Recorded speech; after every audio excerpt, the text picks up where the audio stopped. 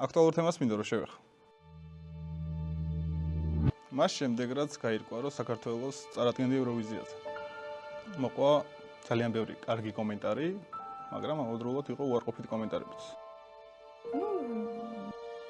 რატო ხდება შენი აზრით ეს ყველაფერი? იცი რა არის? რა თქმა უნდა, ძალიან მტკივნეულია, როცა ადამიანები გაკრიტიკებენ. ყოფილა ესეთი მომენტი, როცა გიფიქრია, რომ ჯობდა საერთოდ არ მიგეღო ამ ყველაფერში მონაწილეობა. ეხლა ამას ვერ გეტყვი. თუმცა ეხლა მივხვდი, რომ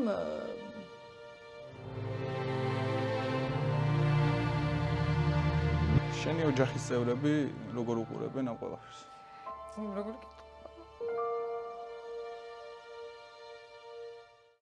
მოგესალმებით მეგობრებო, მე გიორგი კოკაია ვარ, ეს კი გადაცემა დიდი ქვიზია. ბოლო დროს ძალიან დიდი გამოხმაურება მოყვა მარიამ შენგელიას ევროვიზიაზე საქართველოს სახელით წარდგენას. ზოგს მოსწონს, ზოგს არა. ზოგმა საერთოდ არ იცის რა არის ევროვიზია. მეც გამიჩნდა რაღაც კითხვები, ამიტომ დღეს სტუმრად მოვიწვიე მარიამ შენგელია. სანამ გადაცემას დავიწყებთ, გეტყვით რომ ჩემი არხის სპონსორია მეღვინეობა გონაძეები. მათ აქვს 7 სახეობის პრემიუმ ხარისხის ღვინო, ამიტომ დააგემოვნეთ გონაძეები. დღეს ჩემი სტუმარია მარიამ შენგელია. მარიამ, გამარჯობა. გამარჯობა. დიდი მადლობა რომ ესტუმრე. მადლობა რომ მომიწვია. სანამ გადაცემას დავიწყებ, მაყურებლებს ვეტყვი რომ მე მარიამთან მაქვს მეგობრული ურთიერთობა. თქმა უნდა. მაგრამ დღეს ამ მეგობრობას გვერდზე გადავდებ. იმიტომ რომ ისეთი კითხვები უნდა დაგისვა, რომ მეგობარი არ იკადრებთ. ვაუ, კაი. დავიწყოთ? თუ გინდა არ დავიწყოთ. სანამ უშუალოდ იმ კითხვებზე გადავალ, რაზეც გითხარი, მაინტერესებს ახლა რა ეტაპზე ხარ ევროვიზიაზე? როგორ მიდის მზადება? მოკლედ, ძალიან მიხარია რომ შენთან ერთად ვარ და დიდი მადლობა კიდევ ერთხელ მოწვევისთვის. რაც შეეხება ევროვიზიას, ევროვიზიამდე დარჩენილი არის დაახლოებით 2 თვე. შეიძლება უფრო ნაკლები. 15 მაისს არის ჩემი მეორე ნახევარფინალი, სადაც მე გამოვდივარ და ისეთ ქაოსურად დატვირთული ვარ, რომ არ ვიცი მართლა, ძალიან საგიჟეთი ხდება ჩემს ცხოვრებაში, მაგრამ რა თქმა უნდა, კარგი საგიჟეთი და სულ ესეთი საგიჟეთები მქონდეს ნეტა. ხო და მოკლედ, რავი, ძალიან მემზადები, ძალიან. როგორი გრძნობა რომ საქართველოს წარადგენ ამ ხელს ასპარეზს? იცი, ძალიან კარგი, მაგრამ ამავდროულად ძალიან საპასუხისმგებლო და სანერვიულო და იცით არ ვიცი რაღაცა გაურება გრძნობა, მაგრამ ძალიან მიხარია, მაგრამ თან ძალიან ნერვიულობ. თან შრომობ, იმიტომ რომ დღეს რომ მითხარი რამდენი რეპეტიცია გქონდა? კი, ცოტა გამიკვირდა. კი, დღეს აქტუალურ დღე მქონდა. ხო არ ხარ დაღლი? არა. აქტუალურ თემას მინდა რომ შევეხო. აბა. ფრიდომზე მოგსაუბრე. მე რომ ნახე ძალიან გამესინა, კარგი კურიოზი იყო. და რატო დაგემართა ეგრე? აი არ თან მე ვიცი რომ ინგლისური კარგად იცი. ხო და რატომღაც რა მაყურებლის რაღაცა რაოდენობამ გადაწყვიტა რომ ინგლისური არ ვიცი და freedom თარგმნი მშვიდობა ზოგადად ეგრე არ არის. ვიცი რასაც ნიშნავს freedom არის თავისუფლება, აქ შენ გეტყვით. ხო იცი შენ ხო? freedom არის თავისუფლება და ჩემი მთავარი მესეჯიც არის თავისუფლება, რა თქმა უნდა და მე ვფიქრობ რომ შენმა ტვინმა სიმშვიდე და მშვიდობა და თავისუფლება ერთმანეთს დაუკავშირა. კი, რატომაც არა. ხო, აი ზუსტად. და შენ თვითონვე რომ ხუმრობ ამ თემაზე ძალიან კარგია. კი, იმიტომ რომ ეს რაღაცა შუა დღემდე, როცა დილის ეთერი იყო რა და შუა დღემდე მჯეროდა რომ ყველაფერი სწორად მქონდა ნალაპარაკები რა და ჩემმა მეგობრებმა დამერკესო მართლა მშვიდობა გაქვს ხო? ანუ აი ხომ მშვიდობით ხარ და მე რა ხდება და რო შევედი სოციალურ ქსელში ყველგან ესიო და აი იმდენი ვიცინე საკუთარ თავზე რომ აი არ ვიცი რა მოხდა, მეც ვერ გეტყვით რა მოხდა მაგ დროს. მოდი მშვიდობას გავუმარჯოს შენ ყველანაირად. გავუმარჯოს, ეს ჩემი საყვარელი სატრიკცეულა. მშვიდობას გავუმარჯოს. მას შემდეგ რაც გაირკვა რომ საქართველოს წარადგენდა ევროვიზიაზე. მოყვა ძალიან ბევრი კარგი კომენტარი, მაგრამ ამავდროულად იყო უარყოფითი კომენტარებიც. კი, რა თქმა უნდა. რატო ხდება შენი აზრით ეს ყველაფერი? იცი რა არის? როცა ამ ხელა მასშტაბის კონკურსზე გამოდიხარ, არ მქონდა იმის მოლოდინი, რომ ახლა რა თქმა უნდა ყველა გაგიჟდებოდა და ყველა ჩემზე იქნებოდა შეყვარებული და ასე შემდეგ. მაგრამ რავი, აი ჩემთვის ძალიან დიდი мотиваცია ეს ყველაფერი, სიმართლე რომ ვთქვა რა, იმიტომ რომ შეიძლება ესე დიდი რაოდენობით არ ჩანდნენ ისეთი ადამიანები, ვინც ხარს მიჭერენ და მგულშემატკივრებენ, თუმცა ჩემს პირადში და მესიჯებს ისეთი ამბავი ხდება და იმდენი ადამიანი მწერს და იმდენი ადამიანი მიდგას გვერდში, რომ აქედან მინდა რომ დიდი მადლობა უთხრა ყველას. როგორ არის ძალიან ბევრი ადამიანი მარტო ამ ოთახში ერთი 30 ადამიანი. კი, და რომელიც ხალხს გიჭერს. გძნობ თქვენს ესეთ სიტყვას და დამოკიდებულებას და მადლობა შენს და თქვენს გუნდსაც ამისთვის. ასეთ კითხვას დაგისვა მაშინ რადგან შევეხეთ კომენტარებს სოციალურ ქსელში შენს მიმართ ბულინგი ამ ბოლო დროს რაღაც წამოიწია წინა ფლანგზე. ხო. შენი ოჯახის წევრები როგორ უყურებენ ამ ყველაფერს? იცი რა არის ჩემი ოჯახის წევრები, რომ უყურებენ როგორ ძლიერად ვდგავარ ამ ყველაფრის წინააღმდეგ, ჩემი ოჯახიც ესე ძლიერად დგას, იმიტომ რომ ალბათ მე რო ვიყო ცოტა ესეთი ემოციურად და ძალიან განიცდიდა ამ ყველაფერს, თვითონაც ალბათ ძალიან განიცდიდნენ ამ ყველაფერს. თუმცა ძალიან ესეთი რაღაცა იმუნიტეტი მაქვს მეც და ჩემს ოჯახსაც ამასობაში გამოგვიმუშავა ეს იმუნიტეტი და ჩემი ოჯახი მაქსიმალურად ყველანაირად გვერდში მიდგას ყველაფერში აბსოლუტურად და ბედნიერი ვარ ამით. ყოფილა ესეთი მომენტი, როცა გიფიქრია, რომ ჯობდა საერთოდ არ მიგეღო ამ ყველაფერში მონაწილეობა? არა. არა. წამითაც არ დაფიქრებულ ხარ? არა, იმიტომ რომ იმიტომ. იმიტომ. შენი ოცნება ხო არ იყო ეს ბავშვობის? რა თქმა უნდა, მე მგონია რომ ყველა მომღერლის ერთ-ერთი ოცნება არის, რომ ამ ხელა აუდიტორიის წინაშე და ესეთი მასშტაბის კონკურსში მონაწილეობის მიღება და ჩემი ოცნებაც იყო, იმიტომ რომ ძალიან მიყვარს ესე ვთქვათ, აი დიდი აუდიტორიის წინაშე წერას თქმა და რა თქმა უნდა ოცნება იყო და მე მგონია რა ამიხდა. ამიხდა კიდე. ანუ პატარობიდან ეს ოცნება გქონდა, რომ ევროვიზიაზე ნუ ერთ-ერთი მთავარი ოცნება ესეც იყო, რა თქმა უნდა. რა არის შემდეგი ოცნება? ჩემთვის დავიტოვე და გაიგებთ. ისეთ ტემპით მიდიხარ, რომ ძალიან მალე გავიგებ სავარაუდოდ. ნახოთ. შენი ცხოვრების რომელ ეტაპზე ფიქრობ, რომ ყველაზე დიდი შეცდომა დაუშვი და ამ გადმოსახედიდან არ დაუშვებდი?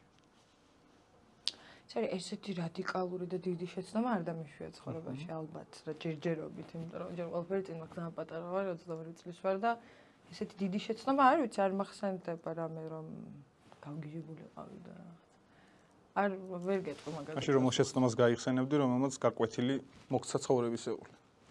ეხლა ამას ვერ გეტყვი. ო. მაგრამ ყველაფრისგან ვიღებ გაკვეთილს, ყველაფრისგან ვსწავლობ, ყველაფრისგან ვიღებ გამოცდილებას. მოკლედ რა. ემოციური თუ ხარ? ძალიან, ვიყავი. ძალიან ემოციური ვიყავი, მაგრამ რაღაცნაირად როგორ გადალახე? გამაგრდი. ნუ მოიტანა ცხოვრება.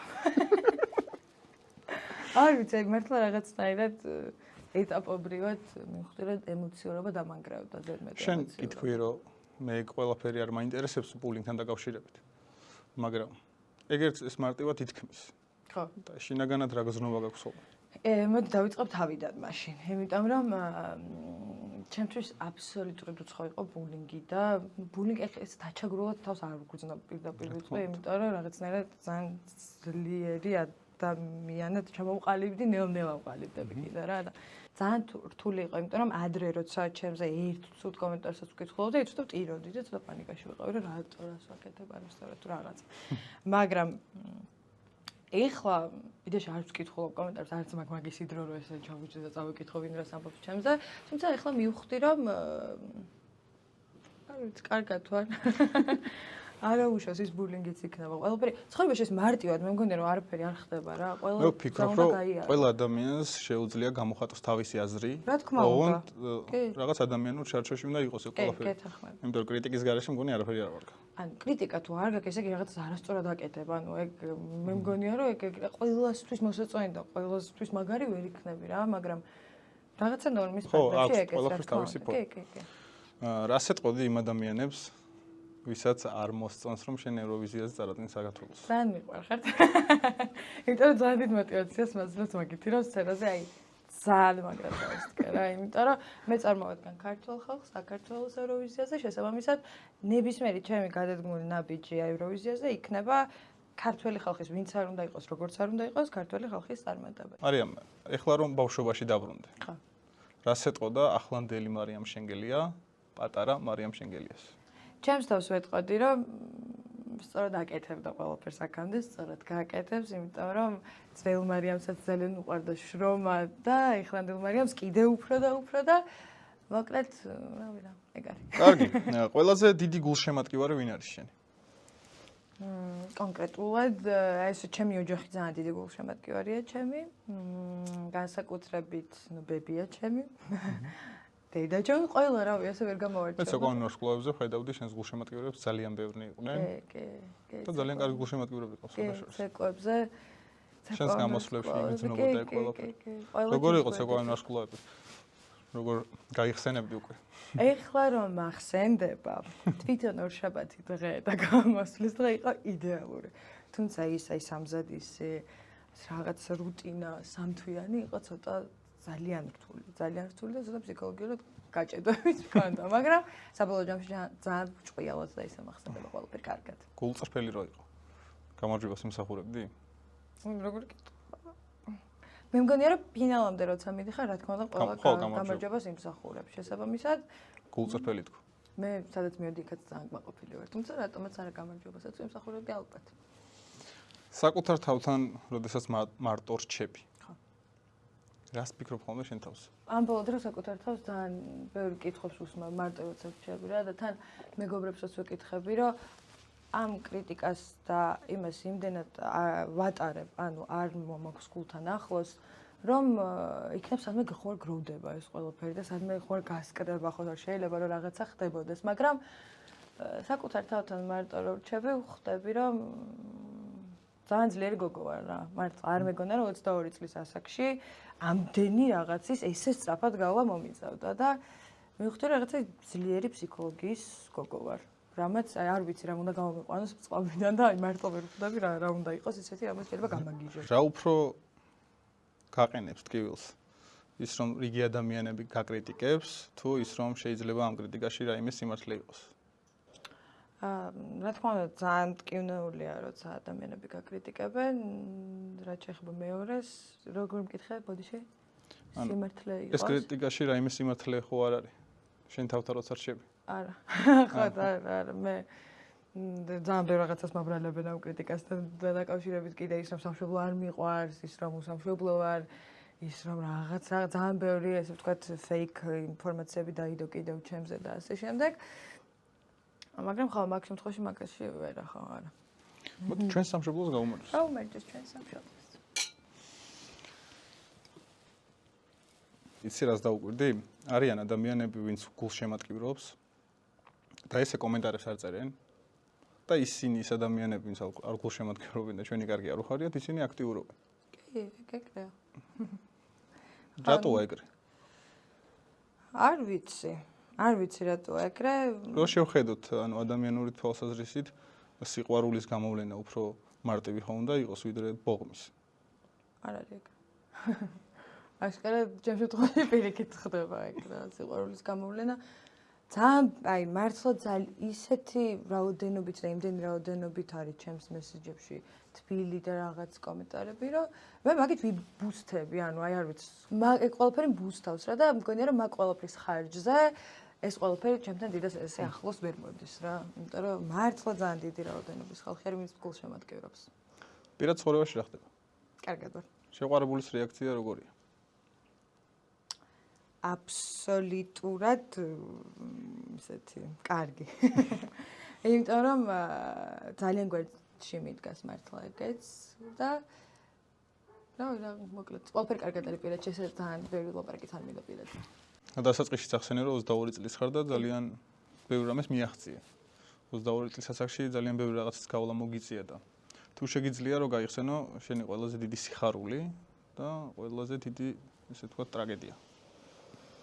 ყველაზე დიდი სიხარული მაინც ჩემს ცხოვრებაში იყო ჩემთვის და აქამდე რომ მოვედი ჩემი პირველი ესე ვთქვათ გამოჩენა სცენაზე. როცა ვიყავი 14 წლის და ერთ-ერთ პროექტში ვიყავი, სადაც ნახევარფინალში გავედი და მანდ გამიცნო აუდიტორიამ და შესაბამისად მანდ მივხვდი რომ ზუსტად იქ ვარ, სადაც მინდა რომ ვიყო, მინდა ის ვაკეთო, რასაც მაგ მომენტში ვაკეთებ მთელი ცხოვრება.